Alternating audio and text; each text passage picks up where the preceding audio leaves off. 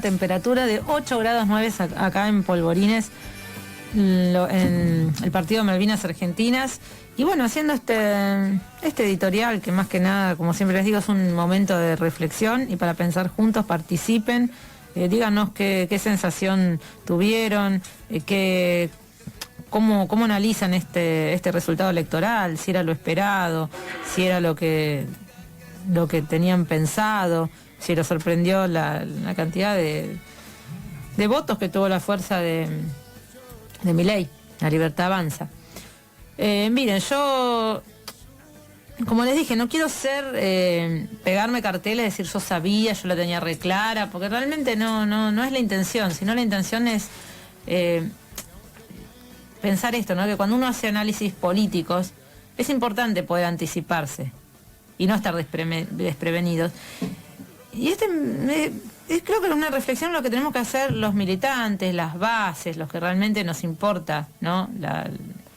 Lo que nos importa un proyecto de país determinado, los que realmente sentimos, la patria es el otro, realmente lo sentimos, ¿no? Y tenemos que hacernos una gran autocrítica de cosas que pasaron, de cosas que nosotros dejamos pasar. Cuando nosotros decíamos, el gobierno se está equivocando, se está desviando del rumbo, hay cosas que no corresponden, se nos acusaba de tirar piedras, de que hacíamos el juego a la derecha, le estás haciendo el juego a la derecha. Y después se pagan los costos de eso, ¿no? De esas equivocaciones. Yo fui muy crítica durante la pandemia, fui muy crítica. Durante todo lo que pasó en ese periodo de restricciones, de que algunos podían trabajar, de que algunos trabajadores eran esenciales, no eran esenciales. Y yo decía, ojo, no se pongan en contra de los trabajadores. Cuando se romantizaba el quédate en casa, uno puede decir sí, no, por el virus, porque cuando se romantizaba ese quédate en casa y parecía que no, bueno, yo tengo un trabajo, a mí me pagan el sueldo, entonces yo me quedo tranquilo en mi casa, puedo hacer teletrabajo, y había realidades de cierta gente que tenía que salir a ganarse el mango como sea, porque vendían en la calle, porque si no trabajaban no comían, más allá de que el gobierno dio las ayudas, yo no digo que no, con el IFE, que uno puede decir sí es poco, pero bueno, fue una ayuda, que algunos pudieron cobrarla, otros no pudieron cobrarla por X motivos, pero bueno, hubo una protección, hubieron varios decretos de prohibición de despido, que no se podía despedir, no se podía desalojar a los que no podían pagar el alquiler, o sea, hubo unas medidas de protección, pero en el día a día, en las realidades, estas realidades que nosotros no veíamos, estas realidades del que vive con lo justo, del que por ahí no tiene un contrato de alquiler formal y te dice no pagás, bueno, chau, a la calle, te saco las cosas y anda a buscar justicia como puedas, porque es así, porque estamos inmersos en mucha informalidad en todo aspecto, tanto en lo laboral como en la vivienda. Y nosotros, al dejar pasar esa situación y decir, no, pidan más. Y yo veía a los periodistas sentados en los estudios de televisión diciendo, no, tienen que pedir más restricciones, y se jactaban de cómo bajaban a la gente de los colectivos. Todo eso, mal o bien tuvo un costo. Y yo les decía claramente, me parece que ¿qué pasa? ¿Estamos más con la OMS o con los trabajadores? Y me parecía que esas cosas no correspondían. Más allá del tema vacuna, que la verdad no quiero entrar en ese debate, ¿no? Pero sí, por ejemplo, pase sanitario, todas esas cuestiones que se militaron como si fueran causas propias y como si realmente fuera justicia social, y no entendimos a ese que se quedaba, que si no iba a vender a la calle se quedaba sin trabajo, y mandamos a la policía a detener a unos pibes que estaban vendiendo tuppers en la calle o pañuelitos o lo que pueden. Y la realidad es que hay mucha gente, muchos argentinos que trabajan en que se ganan el día, y si no salen ese día a trabajar no comen. El otro día Rosario escribía sobre un amigo de la familia, Rosario Mesa, ¿no? Una amiga que habla con nosotros, una escritora, ¿no? Que generalmente analizamos todas estas, que la vamos a convocar, también la tenemos que invitar para venir. Ella escribía sobre un amigo de la familia, que es un chico que trabaja por por su cuenta, así cortando el pasto, haciendo changas, ¿no? Vive de changas, ¿no?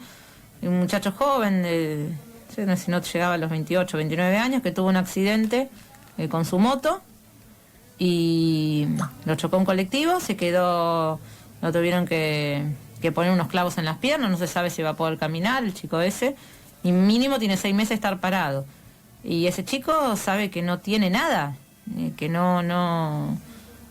que si no trabaja no tiene RT, no tiene un seguro de enfermedad, no tiene nada. Entonces nosotros a ese chico le hablamos de la flexibilización, lo pongo como un ejemplo, le hablamos, no, te van a sacar todos tus derechos y van a venir por la flexibilización laboral. ¿Y qué le pueden sacar?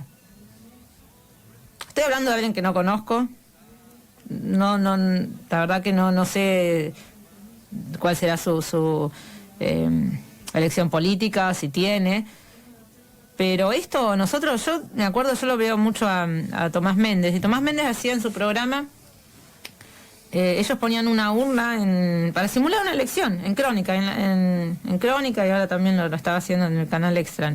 Pero ellos ponían una urna en la estación de Constitución, o Retiro, donde estén, haciendo un móvil, y decían a la gente, ¿vos a quién votarías? Bueno, cuando estaba Cristina, estaba entre Cristina y Milei la cosa, pero Milei arrasaba, arrasaba. ¿Y qué le decían a Tomás Méndez? Le estás haciendo el juego a Milei. Es lo que decía la gente. Y le preguntaban, ¿y vos de qué trabajás? A esa gente que venía a tomar el tren. ¿Y vos de qué trabajás? No, yo soy electricista. ¿Cuánto gana? Y más o menos 100.000 pesos por mes. Más o menos todos ganaban así, 100.000, 120.000. Y acá tenemos la canasta alimentaria, lo que creció la canasta alimentaria. Hoy precisás más de 200.000 pesos para no ser pobre, para una familia tipo. Entonces, acá, para mantener un niño de 1 a 3 años, 142.000 pesos, un solo niño, uno solo. Imagínense lo que tenemos más de un chico, ¿no? Estos trabajadores que están en blanco, porque también los trabajadores que están en blanco, hoy en día también tienen que hacer otra cosa porque no les alcanza. Entonces tenés gente que trabaja en una fábrica, que el sueldo les quedó bajo, que por ahí trabajaban y están haciendo de remis, o trabajando en Didi, o en Mercado Libre, y esa persona tiene la verdad, una persona que si vos salís de una fábrica y después te vas a trabajar de remis y tenés la cabeza quemada. El otro día hablábamos de un caso policial, de un policía que estaba haciendo Didi, o sea, no le alcanzaba el sueldo del policía, que un hecho muy triste, ¿no?, de inseguridad, y el policía estaba haciendo Didi. Entonces digo, ¿cómo nos queda la cabeza si estamos tan, ¿no?, que no te alcanzan ya ni un trabajo para estar tranquilo? O sea, como dijo, en el momento lo había dicho Cristina, nos desorganizaron la vida. Y seguimos y estamos con la vida desorganizada hace varios años. Entonces, calculando, ¿no? Yo digo, si sacamos la cuenta, cuando se implementó el IFE, por ejemplo, ¿no?, en los tiempos de la pandemia, se implementó el IFE. 14 millones, el IFE era una ayuda para aquellos que no cobraban nada, ¿no?, que no tenían ninguna cobertura del Estado de nada. Y tenías que ser monotributista, creo que hasta categoría A o B, y no tenías que tener ningún otro ingreso, y bueno, para la gente que realmente no tenía nada. Se anotaron 14 millones, de los cuales 9 millones lo cobraron. O sea, 9 millones de argentinos en ese entonces aplicaron para el IFE. Entonces tenés 9 millones de argentinos que trabajan en la informalidad. ¿Y no lo vimos venir a eso? De que esas personas podían no sentirse representadas políticamente. Porque de esto se trata, de la representatividad. Y yo me acuerdo de un compañero que había escrito algo que a mí me había quedado en la mente, ¿no?, en aquel momento cuando lo leí, que decía que Milei era la feta de salame del 2001. ¿Se acuerdan cuando se votó la feta de salame? El voto clemente. Que en ese entonces había una falta de legitimidad total, de representatividad total, y se votaba la feta de salame. Bueno, acá está personificada esa feta de salame. Cuando hablamos del Joker, ¿se acuerda todo lo que hablamos del Joker?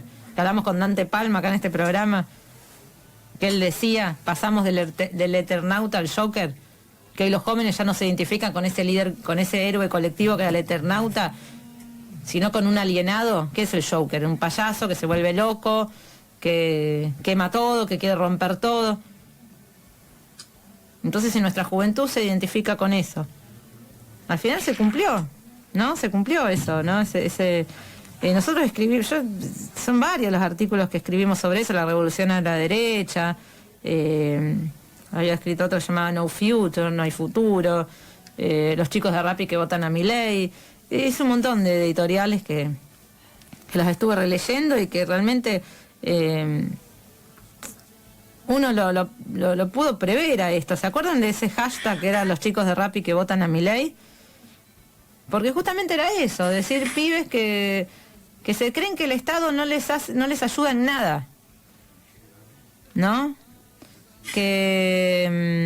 Y bueno, ahí está la discusión, ¿no? Porque también se decía, no, bueno, pero tranquilos que nosotros nos confiamos porque decíamos, no, a Milei le saca votos Juntos por el Cambio, el peronista no va a votar a Milei, y los peronistas votaron a Milei. Y el que no fue a votar en el 2021 también votó a Milei. Una gran parte, otros siguieron no yendo a votar. Por eso, entonces nosotros, si ahora queremos revertir las cosas y que primero tenemos que hacer un arreglo económico, que la gente crea que puede, que económicamente puede mejorar, y no que el sueldo le rinda cada vez menos, que sus ingresos le rindan cada vez menos. Eso primero lo económico, porque es todo como dice Erico, no es una cuestión de pesos y centavos, es así. Nosotros creemos hay algunos que estamos ideologizados o que somos muy politizados y que vivimos pendiente de la política, pero bueno, son los menos, ¿no? La mayoría de la gente no es así. La mayoría de la gente quiere vivir tranquila, quiere que le alcance la plata cuando va a comprar, quiere tener la heladera llena, que fue una promesa del gobierno, ¿no? De Alberto Fernández y Cristina, tener la heladera llena, hacer el asado, que no te maten para robarte el celular, poder estudiar, poder progresar, poder pasar un domingo en familia, poder irte de vacaciones. Y realmente, si no ofrecemos eso y no podemos ofrecer un futuro, y bueno, pasa lo que pasa, ¿no? Aunque el futuro sea, porque la verdad que el futuro que plantea Milei realmente tampoco... Por eso no creo que realmente se estén convencidos de que no, ahora con Milei va a mejorar todo y vamos a ir para adelante. Es más como, bueno, que explote todo. Ya está, que explote todo, si está todo mal. Entonces, bueno, ahí nosotros tenemos que, en vez de enojarnos y decir que son estúpidos los que votaron a Milei, decir, bueno, a ver cómo podemos hacer para... Primero reconocer el error, reconocer en qué nos equivocamos, escuchar, ver lo que pasa en la calle, y no quedarnos con un fragmento que, bueno... Porque si no pasa eso, cuando nosotros todos aplaudimos, uy, qué bueno, y cuando se hay Cristina, y lo que dijo Cristina, carta de Cristina, y aplaudimos, y no sirve, eso no sirve. El seguidismo no sirve. El decir que sí a todo, aplaudir todo, ser acríticos, seguir consignas, seguir frases, repetir frases hechas, no sirve, nos lleva al fracaso, si no vemos la realidad. Porque nos enfrascamos en algo, bueno, en una micromilitancia, nos quedamos estancos en nuestro grupo de pertenencia, y no, todo viva Cristina, y no la jefa, mirá lo que dijo, mirá, ponemos la frase, y la remera, nos quedamos en eso. Pues la realidad nos termina pasando por encima. Nosotros tenemos que saber interpretar la realidad y ver lo que le pasa al otro. Entonces tenemos que hacer esas críticas, por ejemplo, de lo que pasó durante la pandemia. Lo tenemos que rever.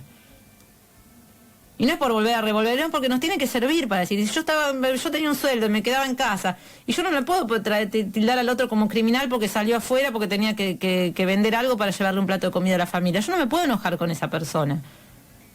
Porque es un compatriota, porque es alguien que tiene una necesidad, porque es alguien que la está pasando mal.